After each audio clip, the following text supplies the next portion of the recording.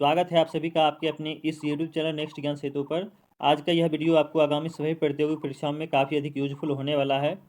इन सभी परीक्षाओं की तैयारी के लिए हम लोग एनसीईआरटी सार संग्रह बुक में एक नए सीरीज की शुरुआत कर रहे हैं। यह वीडियो नंबर 1 है। इसमें हम लोग इस सीरीज में प्राचीन इतिहास को कवर करेंगे। प्राचीन इतिहास में हम लोग ऐतिहासिक स्रोत एवं पाषाण काल को कवर करेंगे, जो एग्जाम पॉइंट ऑफ व्यू से काफ़ी अधिक इम्पोर्टेंट है। आप सभी से अनुरोध है कि चैनल को सब्सक्राइब करें, वीडियो को लाइक करें और अपने दोस्तों के पास शेयर भी करें। तो चलिए शुरू करते हैं आज का यह वीडियो। यहाँ दिया गया है प्राचीन भारत का इतिहास। प्राचीन भारत के ऐतिहासिक स्रोत के बारे में यहाँ पर दिया गया है। जो भी पॉइंट यहाँ है उसे आज हम लोग डिटेल में कवर करने वाले हैं। चलिए शुरू करते हैं। यहाँ पर सबसे पहला पॉइंट है, किसी व्यक्ति, समाज अथवा देश से संबंधित महत्वपूर्ण, विशिष्ट व सार्वजनिक क्षेत्र की घटनाओं, तथ्यों आदि का कालक्रमिक विवरण इतिहास कहलाता है। तो इतिहास का यहाँ पर डिफिनेशन दिया गया है। नेक्स्ट है, इतिहास का पिता किसे कहा जाता है? तो इतिहास का पिता हेरोडोटस को कहा जाता है। नेक्स्ट है, प्राचीन भारत के इतिहास से संबंधित प्रथम वास्तविक पुस्तक किसे माना जाता है? तो ये हो जाएगा राजतरंगिणी। कौन सा हो जाएगा? राजतरंगिणी। नेक्स्ट है, उत्कीर्ण चिन्ह वाले प्राचीनतम सिक्के क्या कहलाते हैं? तो ये आहत सिक्के के नाम से जाने जाते हैं। नेक्स्ट पॉइंट है, सिक्के के अध्ययन को मुद्रा शास्त्र, न्यूमिस्मेटिक्स कहा जाता है। ध्यान रखना है, मुद्रा शास्त्र। इसे इंग्लिश में ही याद रखें तो अधिक बेहतर है। नेक्स्ट है, भारत में प्रागैतिहासिक खोज का प्रारंभ करने का श्रेय किसे दिया जाता है? ये हो जाएगा डॉक्टर प्राइम रोज को दिया जाता है। ध्यान रखना है। नेक्स्ट प्रश्न है, भारतीय प्रागैतिहासिक अध्ययन से संबंधित प्री हिस्टोरिक इंडिया किसकी कृति है? यह पुस्तक है प्री हिस्टोरिक इंडिया। तो यह है स्टुअर्ट पिगट का। ध्यान रखना है। नेक्स्ट है, चीनी यात्रियों ने अपने यात्रा वृत्तांतों में भारत के लिए किस शब्द का प्रयोग किया है? याद रखना है, इन टू। ये जो है शब्द, इसका प्रयोग चीनी यात्रियों ने भारत के लिए किया है। नेक्स्ट है, उत्कीर्ण लेखों के अध्ययन को कहा जाता है, क्या कहा जाता है इसे? तो अभिलेख शास्त्र कहा जाता है, इपिग्राफी। इसे भी इंग्लिश में ही याद रखें तो अधिक बेहतर है। नेक्स्ट है, लिपियों के विकास के अध्ययन को पुरालिपि विद्या कहा जाता है। ध्यान रखना है। नेक्स्ट है, सर्वप्रथम भारतवर्ष नाम का उल्लेख किस अभिलेख से प्राप्त हुआ है? ये हो जाएगा हाथी गुम्फा अभिलेख।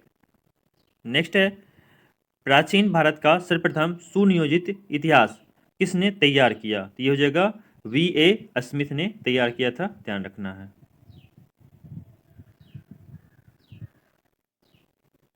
नेक्स्ट पॉइंट है, इतिहास। इतिहास को 3 कालखंडों में विभाजित किया गया है। सबसे पहला है प्राग ऐतिहासिक काल। यह जो है मानव की उत्पत्ति से लेके 3000 ईस्वी पूर्व तक का है। ध्यान रखना है। इसमें पुरातात्विक साक्ष्य का अध्ययन का एकमात्र स्रोत है, क्योंकि इसका लिखित साक्ष्य उपलब्ध नहीं है। ध्यान रखना है। नेक्स्ट है आदि ऐतिहासिक काल।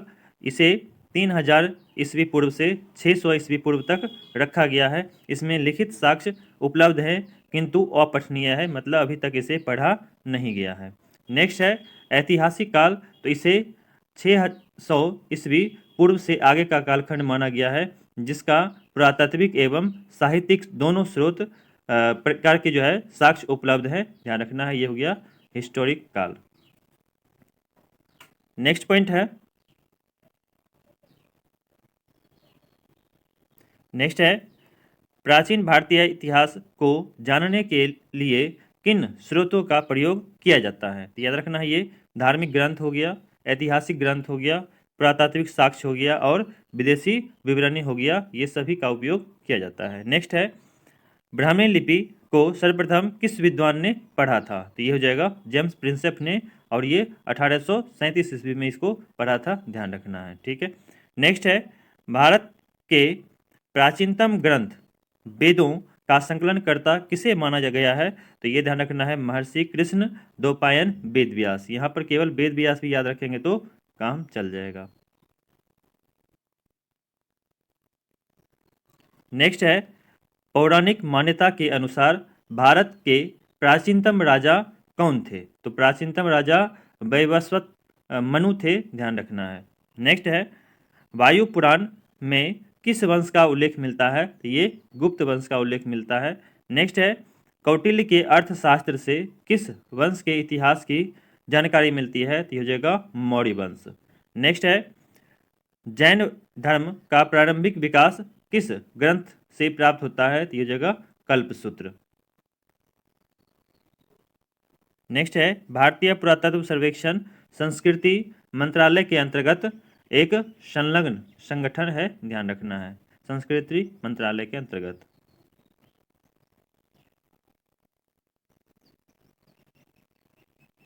नेक्स्ट प्रश्न है मत्स्य पुराण किस वंश से संबंधित है? तो ये हो जाएगा आंध्र सातवाहन वंश, ध्यान रखना है। नेक्स्ट है विष्णु पुराण किस वंश से संबंधित है? ये मौर्य वंश से हो जाएगा। मौर्य वंश की स्थापना किसने किया था?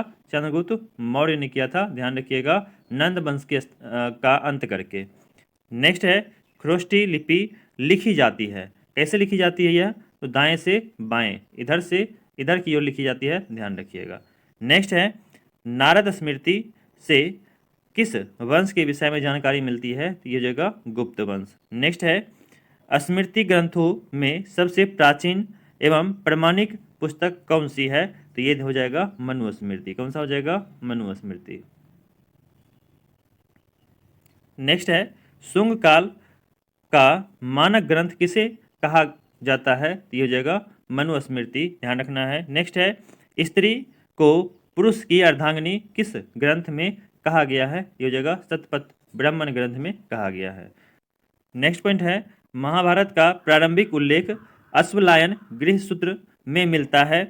प्रारंभ में इसमें मात्र 8800 श्लोक थे और इसका नाम जय संहिता था। कुछ समय पश्चात यह बढ़कर 8800 से 24,000 श्लोक हो गया और इसका नाम भारत से प्रसिद्ध हुआ। अंत में 1,00,000 श्लोक होने के कारण इसे शत सहस्त्री संहिता या महाभारत के नाम से जाना गया। अर्थात याद रखना है शुरुआत में महाभारत में 8800 श्लोक, फिर बाद में 24,000, उससे बढ़ के 1,00,000 श्लोक हो गए। नेक्स्ट है पुरालेख विद्या से क्या अभिप्राय है? तो शिलालेखों का अध्ययन पुरालेख विद्या कहलाता है, ध्यान रखना है। नेक्स्ट है पुरावशेष के महानतम अन्वेषक किसे माना गया है? ये जगह डार्विन। नेक्स्ट है इब्न बतूता का यात्रा वृत्तांत किस नाम से प्रसिद्ध है? ये हो जाएगा रेहला। इब्न बतूता से याद रखना है यह मोरक्को का यात्री था और भारत में MBT अर्थात मोहम्मद बिन तुगलक के समय में 1333 ईस्वी में आया था। 1333 में आया था। उसके बाद इन्होंने MBT ने इब्न बतूता को दिल्ली का काजी नियुक्त किया था, ध्यान रखना है, काजी। और उसके बाद कुछ समय बाद 1342 के आसपास इसे चीन का राजदूत बना के भेजा था MBT ने, ध्यान रखना है, चीन में अपना राजदूत बना के भेजा था। नेक्स्ट है हुएन सांग ने किस विश्वविद्यालय में बौद्ध धर्म का अध्ययन किया था? तो ये जगह नालंदा विश्वविद्यालय, ध्यान रखिएगा। इसे कुमार गुप्त प्रथम ने बनवाया था।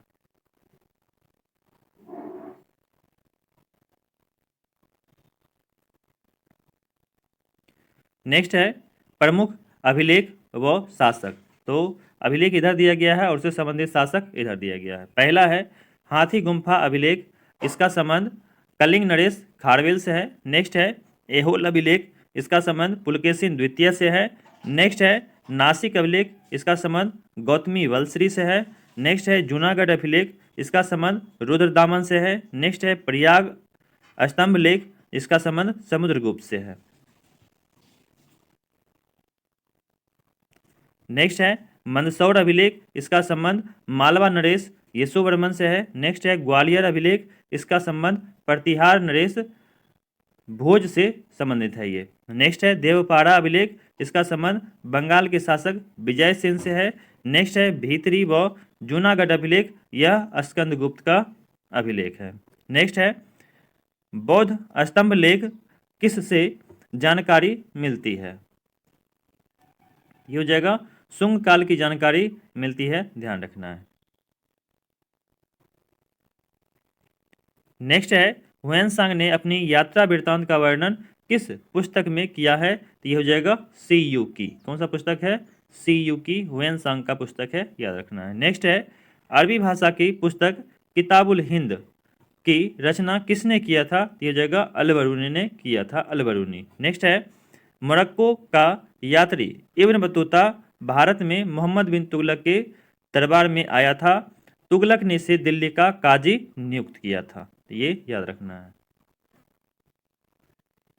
नेक्स्ट है मार्को पोलो द्वारा किस राज की यात्रा का उल्लेख मिलता है? तो ये हो जाएगा पांड्य राज, ध्यान रखना है, पांड्य राज। मार्को पोलो ने चीन का यात्रा किया था। नेक्स्ट है पतंजलि के महाभाष्य से किस वंश के इतिहास का पता चलता है? तो ये हो जाएगा शुंग वंश। कौन सा हो जाएगा? शुंग वंश।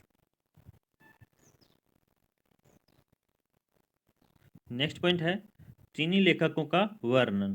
तो वे सभी चीनी यात्री जो भारत आए थे, भारत के बारे में जो अपनी यात्रा वृत्तांत में लिखा है, कब आए थे, कब गए, क्या क्या रचनाएं किया है, उसके बारे में यहाँ पर दिया गया है। तो पहला लेखक है फाहियान। ये कब आए थे? 399 ईस्वी में आए थे, 414 ईस्वी तक यहाँ तक रहे थे। इनकी रचना है भारत दशा का विवरण। पुस्तक का नाम है फू को की, याद रखना है। इनके यात्रा वृत्तांत में है यह प्रथम चीनी यात्री था जिसने चंद्रगुप्त द्वितीय विक्रमादित्य के समय में भारत की यात्रा किया था। इसने गुप्त काल में वस्तु विनिमय का माध्यम कौड़ियाँ तथा चंद्रगुप्त मौर्य के राजप्रसाद अर्थात अभी यह अवशेष के रूप में पटना के कुम्हरार जगह पे देखने को मिल जाएगा, को देव निर्मित बताया था। याद रखना है, चंद्रगुप्त मौर्य के राज दरबार को, राजप्रसाद को क्या बताया था? देव निर्मित बताया था, ध्यान रखना है। नेक्स्ट है हुएनसांग। हुएनसांग कब यात्रा किया था? 629 ईस्वी में आया था और 645 तक भारत में रहा था। इनकी पुस्तक का नाम है सी यू की पाश्चात्य संसार के लेख। इनके यात्रा वृत्तांत में है हुएनसांग सम्राट हर्षवर्धन के समय में भारत आया था। इसने हर्ष को शिलादित्य की उपाधि से विभूषित किया था। इसे यात्रियों का राजकुमार, शाक्य मुनि, नीति का पंडित, 3 उपनामों से जाना जाता है। नेक्स्ट है इत सिंह। यह 673 ईस्वी में आया था, 75 तक भारत में रहा। इसके रचना है प्रसिद्ध बौद्ध भिक्षुओं की आत्मकथाओं को इन्होंने लिखा है। चीनी बौद्ध यात्री जो नालंदा विश्वविद्यालय में अध्ययनरत रहा था, इनके बारे में ये डिटेल है। नेक्स्ट है सती प्रथा का प्रथम लिखित साक्ष्य 510 ईस्वी के भानुगुप्त के एरन अभिलेख में प्राप्त होता है, यहाँ पर देखने को मिलता है। 510 ईस्वी याद रखना है, एरन अभिलेख याद रखना है। किसका है? भानुगुप्त का।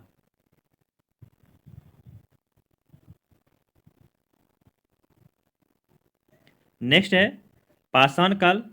तो पाषाण काल से संबंधित जो भी पॉइंट यहाँ पर है उसे भी हम लोग आज ही कवर करेंगे। चलिए शुरू करते हैं।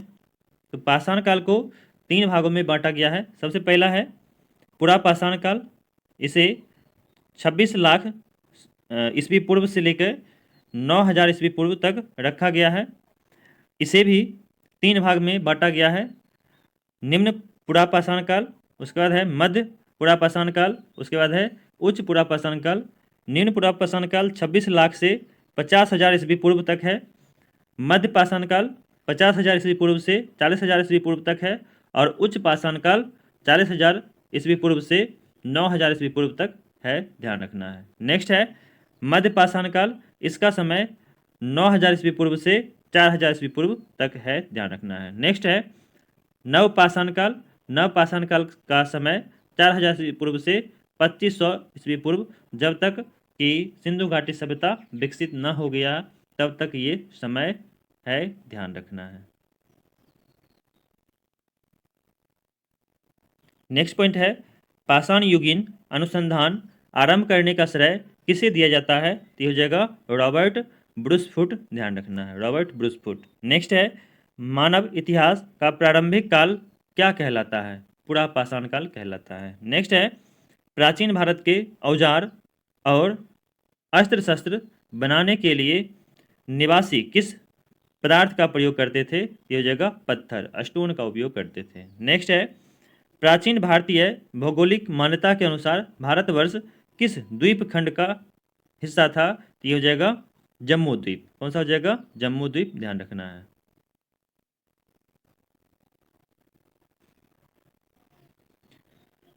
नेक्स्ट है, सर्वप्रथम मानव सदृश प्राणी जो होमोसेपियंस से प्रजातीय रूप से भिन्न था, उसे सामान्यतः किस रूप में जाना जाता था? तो ये हो जाएगा पिथेकैंथ्रोपस। पिथेकैंथ्रोपस के रूप में इसे जाना जाता है। नेक्स्ट है, भारत में मानव के सर्वप्रथम साक्ष्य कहाँ से प्राप्त हुए? ये जगह नर्मदा घाटी के हथनौरा जगह से यह प्राप्त हुआ है। नेक्स्ट है, पाषाण संस्कृति से लेकर हड़प्पा सभ्यता तक के सांस्कृतिक अवशेष किस पुरास्थल से प्राप्त हुए हैं? ये जगह मेहरगढ़। नेक्स्ट है, जुते हुए खेत का साक्ष्य किस पुरातात्विक स्थल से प्राप्त हुए हैं? ये हो जाएगा कालीबंगा से प्राप्त हुआ है।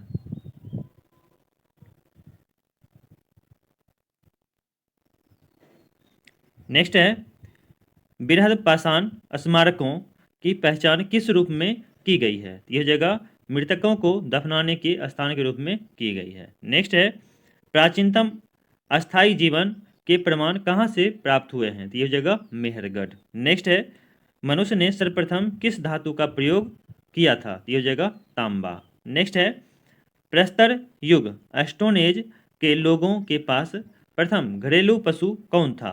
ये हो जाएगा कुत्ता। कौन सा हो जाएगा? कुत्ता हो जाएगा, ध्यान रखना है। नेक्स्ट है, उत्खनित प्रमाणों के अनुसार पशुपालन का प्रारंभ किस काल से माना जाता है? ये हो जाएगा मध्य पाषाण काल से माना जाता है। नेक्स्ट है, मध्य पाषाण काल में पशुपालन के प्राचीनतम साक्ष्य कहाँ से मिले हैं? ये हो जाएगा आदमगढ़। कौन सा हो जाएगा? आदमगढ़। नेक्स्ट है, मानव द्वारा खाद्यान्नों की कृषि सर्वप्रथम किस काल में प्रारंभ हुई थी? ये हो जाएगा नवपाषाण काल में प्रारंभ हुई। नेक्स्ट है, मानव द्वारा प्रयोग में लाया जाने वाला प्रथम अनाज कौन सा था? ये हो जाएगा जौ था, ध्यान रखना है, जौ। नेक्स्ट है, चाकोलिथिक युग को किस अन्य नाम से जाना जाता है? ये हो जाएगा ताम्रपाषाण युग। कौन सा हो जाएगा? ताम्रपाषाण युग।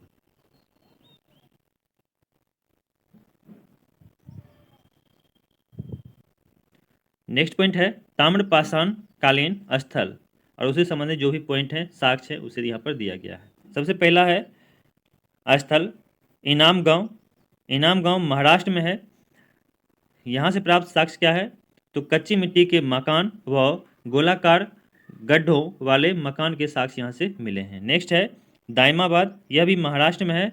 यहाँ पर कलश समाधान तथा कलश को घरों के फर्श के नीचे रखने का प्रमाण है। सबसे बड़ा ताम्रपाषाणिक स्थल ये है, ध्यान रखना है, दाइमाबाद। नेक्स्ट है नावदा टोली। नावदा टोली भी महाराष्ट्र में है।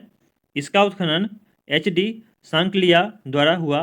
चित्रित काले मृदभांड का प्रमाण यहाँ से मिले हैं, नवदा टोली से। नेक्स्ट है नेवासा, ये भी महाराष्ट्र में है। यहाँ से पटसन का प्रथम साक्ष्य और लाल तल पर काली डिजाइन वाले चौक निर्मित बर्तन के प्रमाण मिले हैं। नेक्स्ट है ताम्रवती, यह राजस्थान में है। यहाँ से प्राप्त काले मृदभांड सफ़ेद रैखिक चित्रों से सजे रहते थे, ये इसका प्रमाण मिला है। नेक्स्ट है नवपाषाण काल शब्द का सर्वप्रथम प्रयोग 1865 ईस्वी में सर जॉन लुबाक ने किया था। सर जॉन लुबाक ने इसका प्रथम प्रयोग किया था। नेक्स्ट है भारतीय पुरातात्विक सर्वेक्षण के प्रथम महानिदेशक कौन थे? ये जगह जॉन मार्शल। नेक्स्ट है भारतीय पुरातात्विक का जनक किसे कहा जाता है? ये जगह अलेक्जेंडर कनिंघम। नेक्स्ट है भारत के किस आरंभिक पाषाण युग के शिलाश्रय से सर्वाधिक चित्र प्राप्त हुए हैं? ये जगह भीमबेटका मध्य प्रदेश। नेक्स्ट है कुंभकारी, मिट्टी के बर्तन बनाने का कला के सर्वप्रथम प्रमाण किस युग से प्राप्त हुए हैं? ये जगह नवपाषाण काल। नेक्स्ट है पेवल उपकरण संबंधित है? किससे है? तो ये जगह निम्न पुरा पाषाण काल से ये संबंधित है। नेक्स्ट है ताम्बती के नाम से कौन सा संस्कृति प्रसिद्ध है? ये हो जाएगा आहार संस्कृति प्रसिद्ध है। नेक्स्ट है माइक्रोलिथिक औजार संबंधित है? ये हो जाएगा मध्य पाषाण काल से संबंधित है। नेक्स्ट है बेलन घाटी से प्राप्त औजार किस काल से संबंधित है? तो ये हो जाएगा निम्न पुरा पाषाण काल से संबंधित है। नेक्स्ट है मानव की आखेटक और खाद्य संग्राहक की अवस्था किस काल से जुड़ी हुई है? ये जगह पुरा पाषाण काल से जुड़ी हुई है। नेक्स्ट है ताम्र पाषाण कालीन संस्कृति में महाराष्ट्र के लोग मृतकों को घर के फर्श के नीचे उत्तर दक्षिण दिशा में रखकर दफनाते थे। नेक्स्ट है भारत के दो सर्वाधिक प्राचीनतम ज्ञात मध्य पाषाणकालीन स्थल कौन से हैं? तो ये हो जाएगा महदहा और सरायनाहर राय। ये दो जगह हैं जो मध्य पाषाणकालीन स्थल से जुड़े हुए हैं। नेक्स्ट है आधुनिक मानव होमोसेपियंस का प्रादुर्भाव कब हुआ? आगमन कब हुआ? तो ये हो जाएगा उच्च पुरा पाषाण काल में इसका आगमन हुआ। नेक्स्ट है क्वार्टजाइट पत्थरों के स्थान पर जैस्पर चार्ट आदि पत्थरों का सर्वप्रथम कब प्रयुक्त हुए? तो ये हो जाएगा मध्य पाषाण काल में इसका उपयोग हुआ।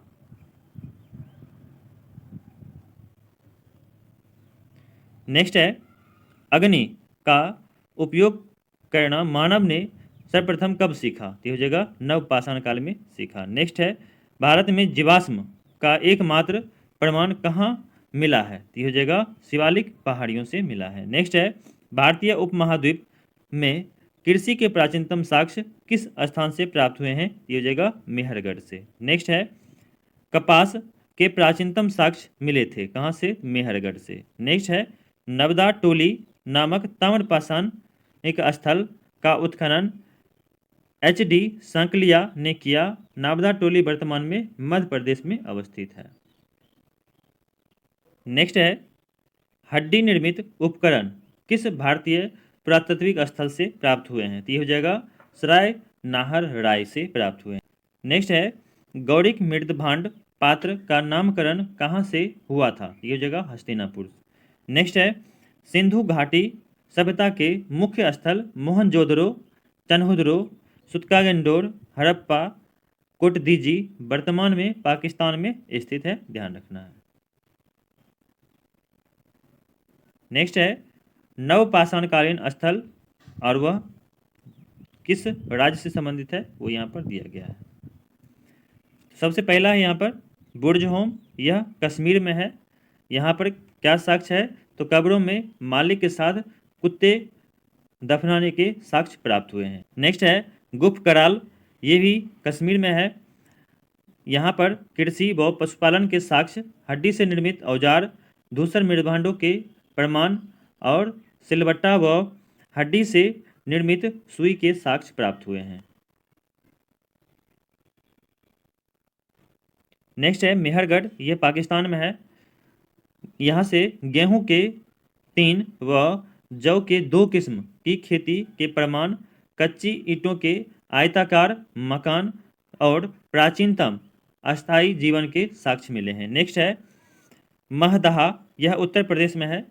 यहाँ से गोलाकार झोपड़ियों के प्रमाण, धान के अलावा जौ की खेती व पशुवाड़ा के साक्ष्य मिले हैं। नेक्स्ट है कोल्डिहवा, यह उत्तर प्रदेश में है। यहाँ से धान की खेती के प्रमाण प्राप्त हुए हैं, जो धान की खेती का भारत में ही नहीं बल्कि विश्व में सबसे प्राचीनतम साक्ष्य माना जाता है। नेक्स्ट है संगनकल्लू, ये कर्नाटक में है। राख के टीले प्राप्त हुए हैं यहाँ से, जो बेल्लारी जिले में स्थित है, कर्नाटक में। नेक्स्ट है पिकली हल, ये कर्नाटक में है। राख के ढेर व निवास स्थल के साक्ष्य प्राप्त हुए हैं। नेक्स्ट है चौपानी मांडो, ये भी उत्तर प्रदेश में है। यहाँ से मधुमक्खी के छत्ते जैसी झोपड़ियों, ज्यामितीय आकार के सूक्ष्म पाषाण व हस्तनिर्मित मृदभांड के साक्ष्य मिले हैं। नेक्स्ट है सारू तारू, ये असम में है। गुवाहाटी के समीप उत्खनन से आदिम कुल्हाड़ी चित्रित मृदभांड प्राप्त हुए हैं। नेक्स्ट है चिरांद, ये बिहार में है। हड्डी के उपकरण प्राप्त हुए हैं जो प्रायः हिरणों के सिंगों से निर्मित हैं। नेक्स्ट है दाओजली, ये असम में है। यहाँ से कृषि व पशुपालन के साक्ष्य मिले हैं। नेक्स्ट टॉपिक है हड़प्पा सभ्यता और इसके बारे में हम लोग अगले वीडियो में चर्चा करेंगे। तो ये था आज का वीडियो जो एग्जाम पॉइंट ऑफ व्यू से काफ़ी अधिक इम्पोर्टेंट है। वीडियो यदि अच्छा लगा है तो इसे लाइक कर दें, चैनल को सब्सक्राइब कर लें, अपने दोस्तों के पास शेयर भी कर दें। वीडियो को पूरा देखने के लिए आप सभी का बहुत बहुत धन्यवाद, बहुत बहुत आभार।